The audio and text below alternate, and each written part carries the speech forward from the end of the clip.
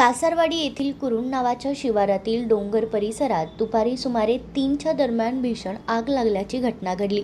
या आगीत जवळपास 5 ते 6 एकरांवरील गवत, झाडेझुडपे पूर्णतः जळून खाक झाली असून जनावरांचा चारा, पशुपक्ष्यांचे निवारे तसेच सरपटणारे प्राणी व कीटक यांचे मोठ्या प्रमाणात नुकसान झाले।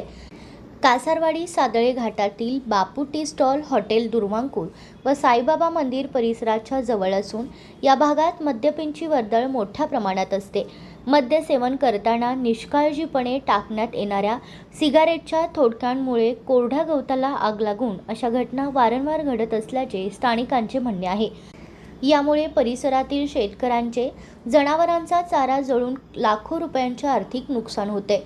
स्थानिकांनी घटनास्थळी धाव घेऊन आग आटोक्यात आणण्याचा प्रयत्न केला, मात्र वाऱ्याच्या झोतामुळे आग वेगाने पसरल्याने त्यावर नियंत्रण मिळवण्यासाठी मोठी कसरत करावी लागली।